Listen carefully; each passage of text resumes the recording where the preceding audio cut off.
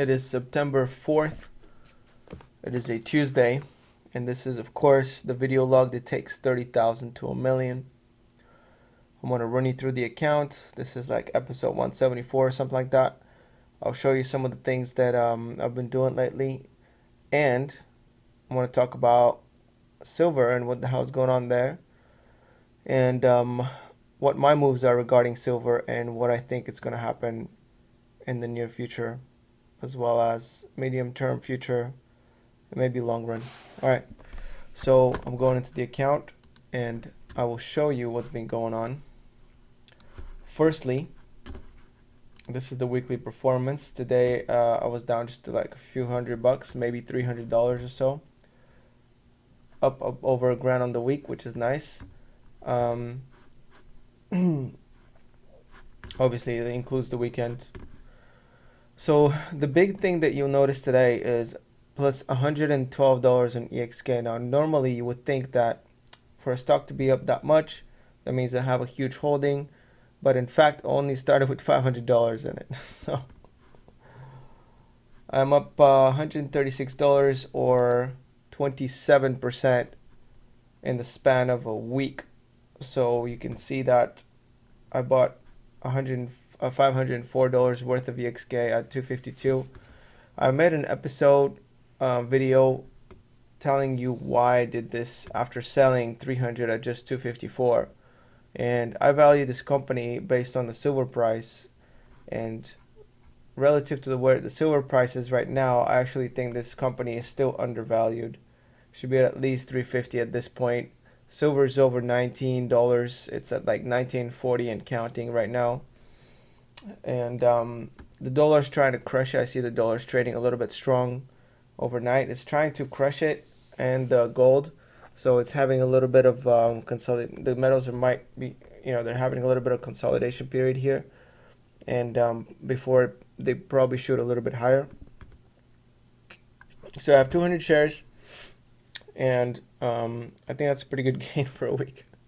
I wish I had put more. I was looking for opportunities to put more, like I mentioned in the previous episode, but it just never dropped down. It didn't allow me to put more money in it.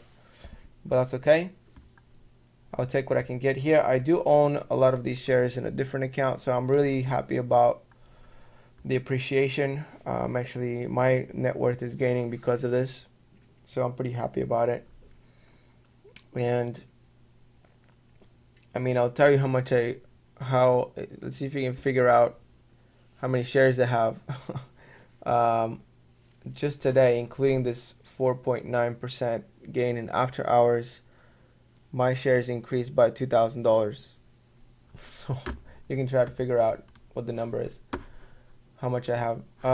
Okay, so the biggest risky thing I did today was an Apple. Well, first of all, let me finish the account. I'm sorry about that. I'm so disorganized right now. Apple went down $400. Main Street Capital down 26, offset by Realty Income up $34. Some of the notable movers here: Wheaton Precious Metals, of course, up, but not nearly as up as Endeavor Silver. Only $31 or 3% counting the after hours movement. Still have $1,000 in that, so that's nice. And I'm probably not going to sell it for a while. Let's see. Uranium had I think a mixed day, with energy fuels appreciating $35 and chemical down 45. The options didn't really move. So even though I have a lot of money going into chemical right now, if you can see this, it's almost $8,000. The movement isn't much, and it's really not affecting the portfolio right now. It's pretty stagnant at the moment, the movement, especially relative to other metals in the market like silver. Let's take a look at the SLV chart, and you'll see what I'm talking about here. Been talking about silver for a while now. I've been really bullish on it, and my mark was $18 for the price of silver. And now that this mark is exceeded, we're over this mark of $18 per ounce of silver. I am turning more neutral, because from this point on, I believe that most of this money is going to be speculative money coming into the sector trying to bid up the price. So who knows how high it will go. My guess is it's not going to go as high as people think, um, at least in the short run. Who knows in the medium term or long? In the short term, I think maybe $21 before it has a decent correction. But 6 to 18 months from now, I think we might take out $25 and maybe even more. So if you think that that's going to happen, one thing you could do is wait for the pullback, and then once it corrects back down to where it is right now, $18 or less, well, $19, $18 or less, then you could load back up. But I'm staying out of it because this market is so heated right now that it's impossible for me to sell puts and calls against any of this stuff. It just moves way too quickly, so I'm out. I don't want to constantly have to readjust my positions and so forth. So I just hold little positions here and there, but I'm looking to get out of this kind of volatile market. So pretty soon I'll be selling EXK and hopefully roll it into something else that's more stable, and I can start selling options again. Speaking of selling options, by the way, that's my spiel on silver. That's it. Oh, I have more to say on silver. So, all right. So, silver is pretty complicated. All right. So right now, I made a few episodes before explaining the dynamic of miners and how most of the production of silver is made by non-silver primary miners that produce things like copper, nickel, etc. And so silver is kind of a byproduct for them. And so they just dump it in the market regardless of price or anything like that, which is excess supply that floods the market and therefore driving the price down. However, the opposite dynamic is true when there is a downturn in the economy, the global economy, and there's less demand for copper and all these other metals. And so what happens to silver is that its supply shrinks, and if the demand outpaces the supply, of course, there is a rise in price, and in fact, it's pretty significant. The cost of silver for developing products isn't too much as a percentage for producers, so the decline in demand is less likely to it's not likely to decrease much. So usually that results into a boost in price for silver. Maybe jewelry demand goes down, but the demand doesn't take as big of a hit, and so there's an appreciation in price because of the less minimized production. Now that usually hits the markets 6 months to a year after. What happened last time is me and quite a bit of other investors front ran that trade in the end of 2018. If you remember, I had bought a lot of silver stuff, including tons of EXK, and I profited off of that in January, and I sold when the silver started turning back down a little. So I've been trying to get back in, but instead of EXK dropping down, silver's coming up, so bringing up the valuation of EXK up, and that's why I went back into the company or tried to scale back in, but it might be just one scale this time around, and I'm just gonna exit. I might be missing out a lot of gains. EXK could go to like $11. If it does, great. I'm gonna be selling from my other account, but this account I don't have any much EXK in there. So that's one dynamic. There's other things in play here. I mean, when it comes to the price of silver, there's a lot of factors.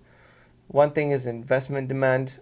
Usually silver is correlated with gold in price and investment activity, and so at least in the West it's treated a little bit as a monetary metal because of recent history. It used to be a monetary metal around the world, but fact is no country or nothing, no one ever in today's day and age uses silver for anything monetary. But there is kind of like this belief in at least in the States that it's ingrained in the monetary system, so people tend to buy it for that purpose. People also buy it because it's just a useful metal that's going to hold some value over time. It's not as indestructible and eternal as gold is. Gold is the only most stable really element in the universe, and it's virtually indestructible it can be dissolved in acids and things like that, but it's virtually indestructible, and it doesn't rust, it doesn't decay in any way, it doesn't radiate anything, it's not radioactive, so it literally stays there for like trillions of years. So it's the most noble of metals, and doesn't really have any isotopes, and so that's kind of like the true store of value. But silver does rust, it does not rust, but oxidate, right? So, but anyways, I don't want to make this video about properties of elements. I just want to say that the two metals are kind of correlated, and they're both used for jewelry, etc. So people will buy silver as a proxy for gold, or the other way around, and the price will appreciate for that reason. But it's really investment, Western investment demand, and I think it's more of a, like a capital, speculative matter that silver is being bought for those kind of purposes, right? So that sentence didn't come out right, but you get my point. So one other thing here that I've done, that's it, I think, with the silver. One other thing that you may wanna, you may be interested to know is that I actually bought a Apple call. What? Why would I do that? That is so dumb, right? Oh, whoa. Okay, that's really dumb. So it is really dumb. But the thing is, I have a rationale for it, all right? And I want to explain this to you and see if I can do it. So I'm actually up on the trade, $35. We'll see if that continues. I may even exit the trade prematurely. I really want to hold it post September 10th because that is when the Apple announcement is for the new phones. And I don't know if I'll be holding it for that long. But my rationale is, and you can see I spent almost $500 here, 400 some dollars. My rationale is that no one is expecting a big announcement from Apple this time around. So worst case scenario, the price is going to stay where it is, in which case I'll probably lose my money. I don't think there's going to be a downturn in the Apple stock unless there's some kind of global thing and the whole market as a whole drags Apple down by the feet into the fire because there's global tensions, more fighting with China or whatever, someone declares some war on something and, the news brings it down. But it's a risk that I apparently was willing to take because I think there's kind of like just either nothing or upside for this announcement. And if the announcement gets front ran in the next 10 days, well, actually like 6 days, what I mean by that is people start buying Apple stock in anticipation of an upside surprise for the announcement, then I'll sell it. I'll sell this call. But if it does not and it stays pretty neutral until December 10th, then I'll just stay with the call.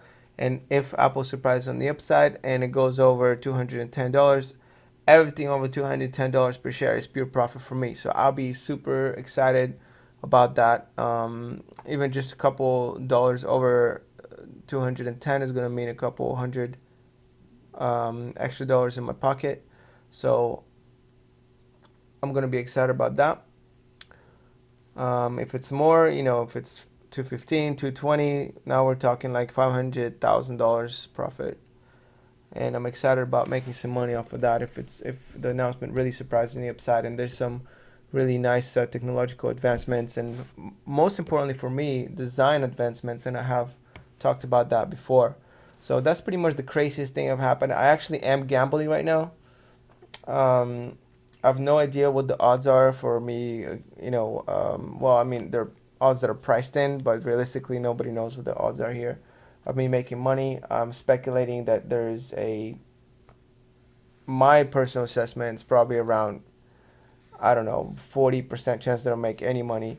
But the reason I am still gambling on this is because there's like a 20%, 20 to 30% chance that I'll make more than double my money.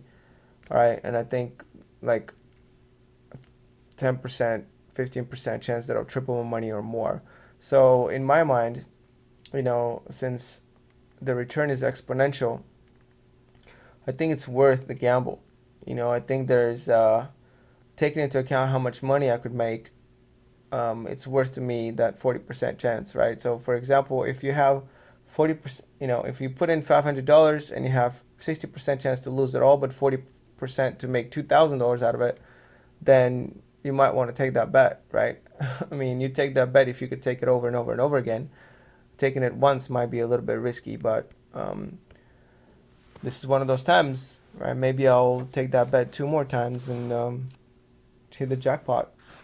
So anyway, that's kind of what I did. That was the riskiest thing, pretty risky move that I did right there, and we'll see if I regret it later. It is a gamble, and probably shouldn't be gambling on this account, but I think that this is a smarter gamble on my part. I'm really overweight on Apple. I know you don't need to comment that, but what you could comment is what you're doing. I want to hear your investments and what your ideas are and how you're navigating these kind of time frames here. You know, I'm into money management. I'm not like a strict dividend investor or anything like that. A lot of people are doing dividends. A lot of people are doing day trades. I'm more of a account, portfolio kind of manager style, where I take, a risk with some percent of the account. I do some dividend stocks. I have some exposure to everything, really, to countries. I have exposure to, tech through Apple at least. I have exposure to natural resources, right, precious metals, etc. So that's kind of what I'm doing.